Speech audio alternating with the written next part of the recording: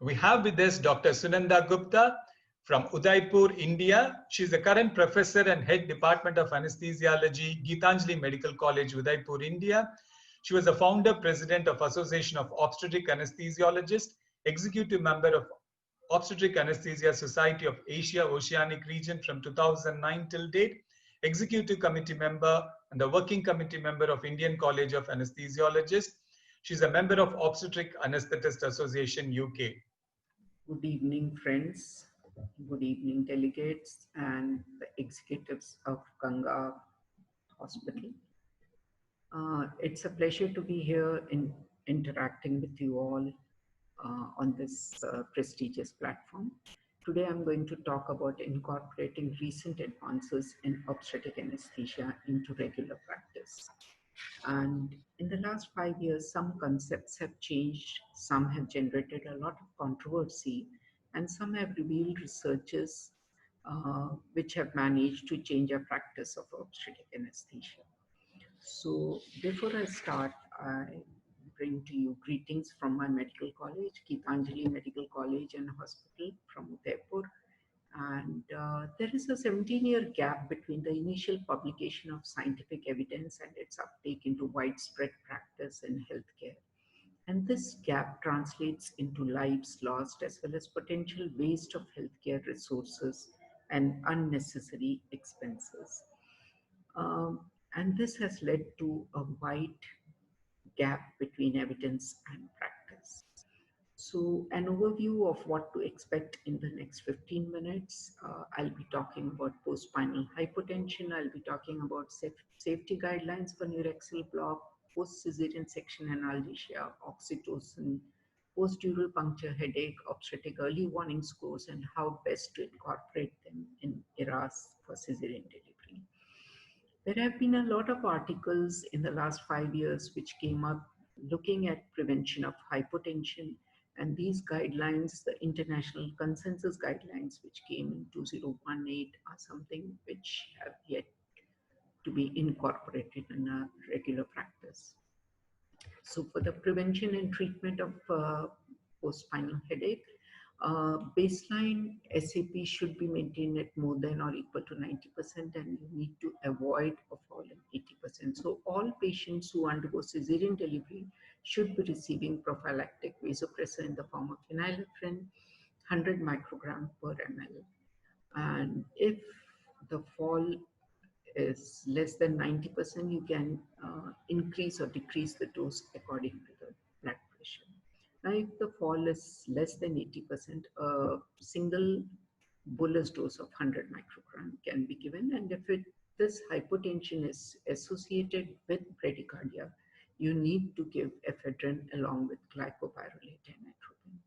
Now, once the delivery is completed, you need to wean off phenylephrine and within 5 minutes. And if you find there is a persistent decrease in blood pressure, that means it could be because of utrotonics, it could be because of blood loss, or it could be because of any cardiac event. Now, so the mainstay is vasopressors, and along with it, adjuncts like a 15-degree pelvic tilt or co-load with crystalloids is advocated. If it's a resource-limited environment, then you need to give bolus doses of either phenylephrine 25 to 50 mics, ephedrine 10 milligram, metraminol 0.5 milligram, or adrenaline 10 microgram. So our aim basically is to keep it more than 90% and a heart rate of more than 120%. Now, the safety guidelines for neurological monitoring, it's important that participants be sensitive to the fact that once a spinal is given, within 2 to 3 hours, the motor block should be over. And if it's an epidural, it would take 3 to 5 hours. And we are being cautious because an epidural hematoma can cause irreversible neurological damage within 8 to 12 hours. So the Royal College of Anesthetists say that the leg strength may be used as a critical monitor of spinal cord health, and that is why the Association of Obstetric Anesthesiologists have also incorporated it into the guidelines. And they say that early monitoring of sensory and motor block is important. A straight leg raise Whether the patient can sustain it or not, it doesn't matter, but it should be evident after 4 hours. Otherwise, you need to escalate the quality of care. And that means you need to get a consult from the neurosurgeon, and you also need to look at better investigations like MRI. Now, providing optimal post-cesarean analgesia is a big challenge in our country. And in resource-limited settings, what they advocate is that post-operative paracetamol and NSAIDs given at fixed interval prescription of 1 gram 6 hourly and 8 hourly, 400 milligram 8 hourly are good enough. But those who are sensitive and you think that they would require much more analgesia, intrathecal adjuvants in the form of fentanyl, tap blocks, wound infiltration, or post-operative opioids. However, opioids are, they advocate that you should stay away from opioids. And in persistent cases, you can even give intraoperative IV ketamine in doses of 0.15 milligram per kg at the induction time. Oxytocin is another drug. The doses have reduced drastically because we are worried about the side effects which appear on the right-hand side column, and we need to incorporate this in our regular practice. Remember, for elective cesarean deliveries, the bolus dose is 1 unit oxytocin, and infusions are around 0.05 to 0.125 international units per minute. While for emergency cesarean delivery, you need to increase it to 3 international units oxytocin over 30 seconds, and infusion rate should be increased to 0.125 to 0.25 international units per minute. Our major concern with decreasing doses is that oxytocin is known to cause cardiac problems like ventricular tachycardia, myocardial infarction, maternal death. And apart from this, it causes prolonged QT syndrome, pulmonary hypertension, and cardiomyopathies. Now, post-dural puncture headache, is it still a headache for the anesthesiologist? If you look at the amount of CSF that you lose with an accidental dural puncture, you will see that it is somewhere between 5 to 270 ml per minute, while a production is just 0.35 ml per minute. And this is an interesting article which came in 2003 and talks about it. Now, there have been articles recently which caution us about the major neurological complications that can occur with post-dural puncture headache if we do not treat it. And the major concerns are increased risk of persistent headache, back pain, postpartum depression, and importantly, increased risk of major neurological complications like CVT, SDH, and bacterial meningitis. So any patient who has post-dural puncture headache, we should heighten the surveillance of these women. There's an interesting infographic which came in Anaesthesia and Analgesia along with this article, and they found that in 4808 patients who developed PDPH, the odds ratio was highest 39.8 with bacterial meningitis, and second was central venous thrombosis at 19, an odd ratio of 7.7 with headache, odd ratio of 4.6 with low back pain, and 1.9 with depression. So these are some reasons why we need to look after our post-dural puncture patients. Now, there are some treatments which have been declared as not useful: bed rest, hydration, abdominal binders, immediate epidural blood patches, NSAIDs before or after an accidental dural puncture, IV or oral caffeine. There are many articles recently which have come up with cosintropin as an interesting alternative to epidural blood patch, because these EBPs have been declared as positive effects only in about 65 to 95%, 85% of the patients, rather than earlier on this used to say that 95 to even 100% patients would be treated with EBP.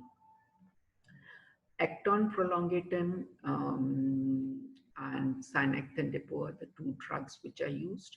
And single doses of these drugs do wonders. We have been using it for a pretty long time. I had published a paper in 1997 on this, and it's a very interesting drug, I would say. Now, nasal sphenopalatine ganglion nerve block. This sphenopalatine ganglion has got sympathetic nerves, parasympathetic nerves, as well as sensory nerves. And just an applicator with a cotton bud at the tip and local anesthetics can help prevent, help treat this PDPH. This article in BGA says that about 50% of the EBP was reduced by this technique.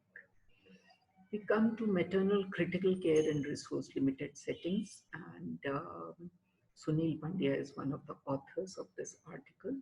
And they say that systolic, diastolic blood pressure, the heart rate, respiratory rate, the SpO2 and urine output, as well as the temperature and level of consciousness can give us an estimate of criticality of the parturient. And so it is important that each and every obstetric unit should be incorporating these obstetric early warning scores in their armamentarium. So it's a simple bedside tool which does not require any biochemical investigations. Now, incorporating all those points which I included early on does provide potential benefits for early recovery following cesarean section. And it causes a reduction in the requirement of opioids. It improves the patient satisfaction as she is mobile early. It reduces the cost. It allows faster return of bowel function, and an early discharge home is the best option here. But then there are some barriers to it. Its implementation in resource limited countries, like Anjan Trikha and his group wrote an editorial in JOSCC about it. And some of the barriers are we do not have well-equipped OTs, and let alone have warming mattresses in these OTs. A lot of flexibility is required because it is also an emergency surgery most of the time. There is a huge rural and urban divide, poor infrastructure and telecom network. So discharging these patients, if any criticality arises, it would be a problem to bring them back to the hospitals. We have lack of trained ERA staff, inability to recognize the modified obstetric early warning symptoms, and illiteracy, customs, beliefs, they prevent incorporating any new techniques into the mother and the neonate. Implementation is also difficult because we have a lot of anemia and comorbidity along with these patients, and they require extra precautions. So an option is the perioperative surgical homes, wherein even if the child is in the NICU, the mother can be discharged and kept somewhere around the nearby to the hospital. So finally, a take-home message. Postspinal hypotension, phenylephrine or ephedrine with tilt and co-administration of crystalloids can be implemented. For neuraxial block, we need to monitor them for 4 hours along with the sensory block. Post-cesarean analgesia, regular hourly, 6 hourly and 8 hourly treatment with paracetamol, ibuprofen. And in special cases, you could go in for other modalities. Oxytocin, you need to reduce the doses for your elective cesarean delivery. Post-dural puncture headache, you can try out ACTH and sphenopalatine ganglion blocks. Maternal obstetric early warning scores, a simple bedside tool, should be known to each and every healthcare worker along with the anesthesiologist staff. And in India, ERAS still has some barriers in implementation, and I would say it would still take some time for it. Thank you. Thank you so much.